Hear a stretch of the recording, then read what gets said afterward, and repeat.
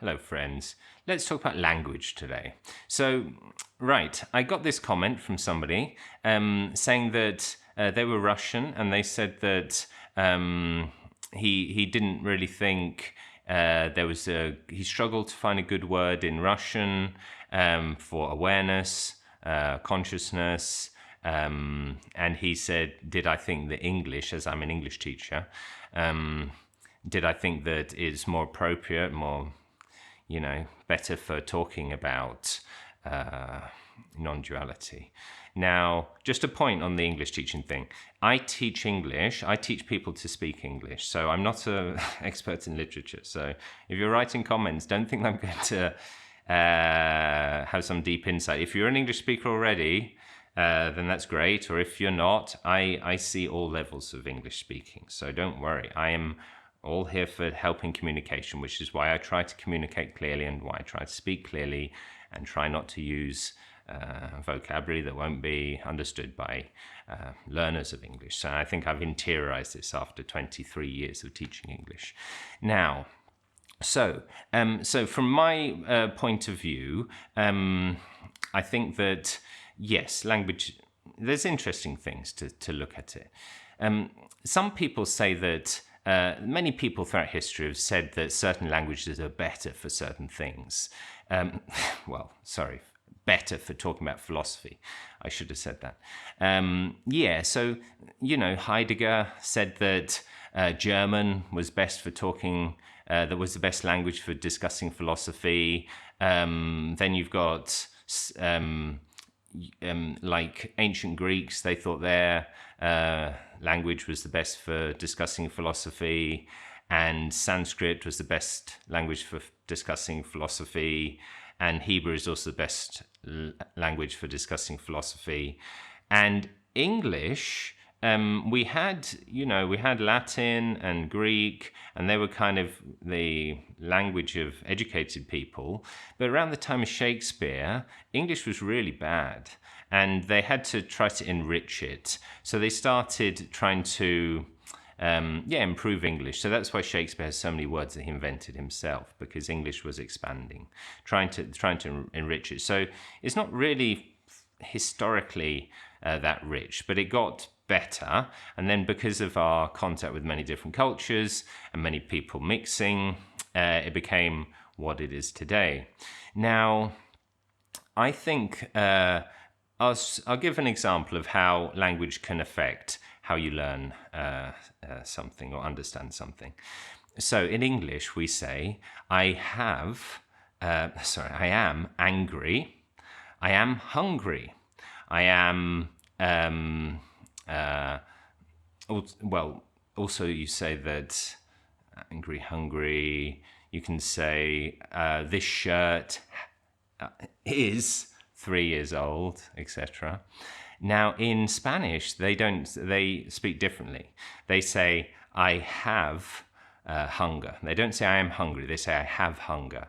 And they say, I have anger. And they say, my shirt has 3 years.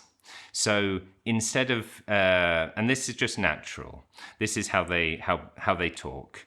And if you say, I am, for example, with hot, you say, tengo calor, so I have heat. Now, if you say, I am hot, literally in Spanish, estoy caliente, it means that you're excited, kind of sexually, that kind of way.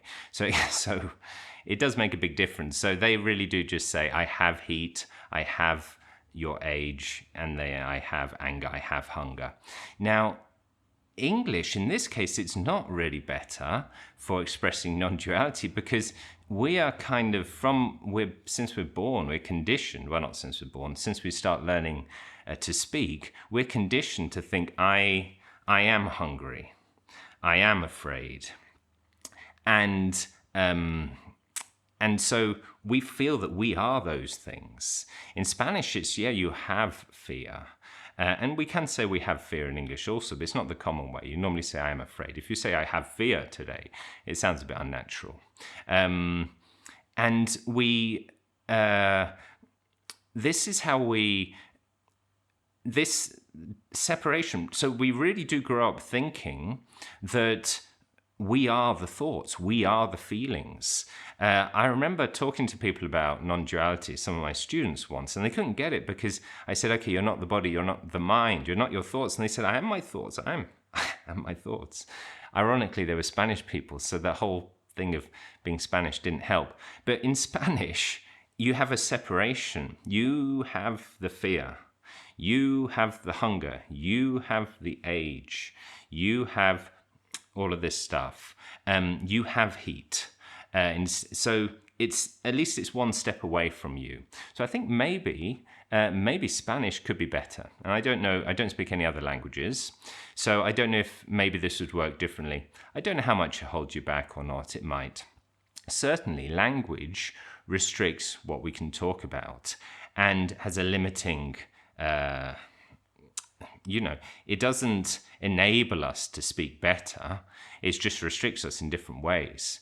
Now, if we look at Wittgenstein, he said, the what we can't talk about, we have to pass over in silence. And he didn't mean that these things don't exist, like mystical experiences and morality. But because we can't talk about them, we can't comment on them. But they are there and they are true. So language, if it can't express something, then maybe it's best to be silent about it. And we can see this with Sri Ramana Maharshi. So he began teaching in silence. He would sit there in silence. And he said it was like a string of a musical instrument. So if you pluck one string, especially if you have like a steel, a 12-string guitar, you pluck one string and you see the other string that has the same tuning, it starts to vibrate. And that's what's apparently happening in the silence. So if you can get close to a spiritual master, try. I got close to Swami Sarvaprinanda, and I didn't get it. So I didn't absorb the enlightenment there. Not that he claims to be enlightened, but I met him once in a yoga festival. I also saw Rupert Spira there about 3 years ago. So that's the idea. Now, but it didn't work because Sri Ramana Maharshi started talking. After a while, he realized that people weren't really getting much from this sitting in silence. So he started talking, started teaching with language. And then another interesting thing, if we think one language is better than another, or maybe Sanskrit we can use to express certain terminology that may be important for understanding how we can be separate, because certainly Sanskrit is much more detailed about the parts of the subtle body and the mind. And in English, mind is very vague and consciousness is very vague, and people are not really sure if consciousness is awareness, and people think that consciousness gets switched off at night, but that's just your thoughts. It's more the mind rather than the consciousness, which is always present. So it gets all mixed up in English. But Nisargadatta Maharaj, one of the real great enlightened people, he spoke in Marathi, this language in India, and occasionally spoke in Hindi. And he didn't even use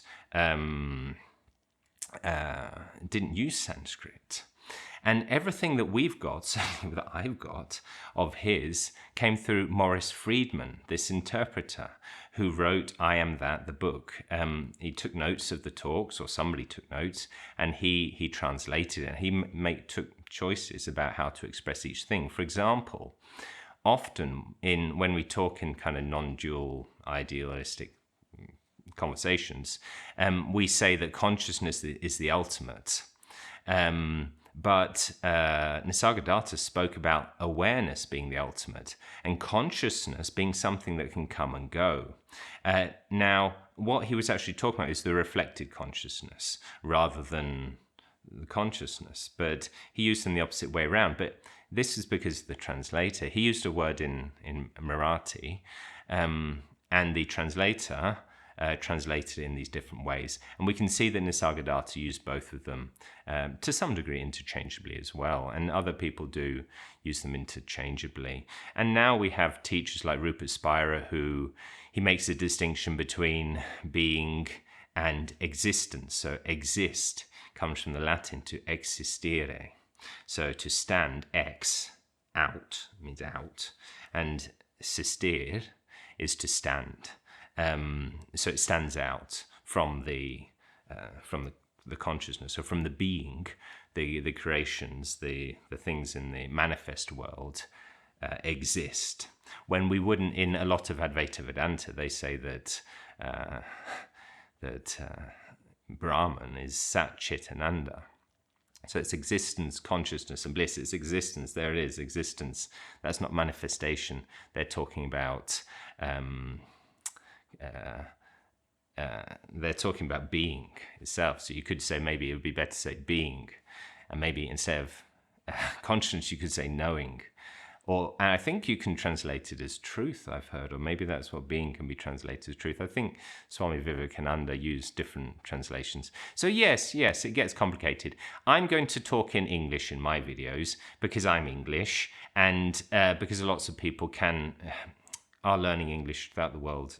I don't know if it's a good thing or a bad thing, but that's the situation. That's how I make my money, just teaching English. So I think I speak clearly, and I'm going to do it this way, including some terms in Sanskrit or other languages when necessary.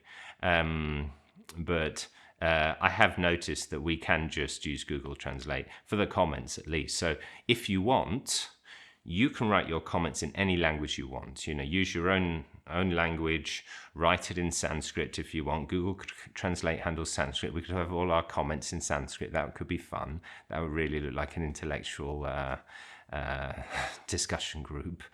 Or in Latin. Should we put it in Latin? We have a mix of Latin, ancient Greek, and Sanskrit, and Hebrew, of course. But anyway, so that's my thought on the subject. Thank you very much for watching. Goodbye.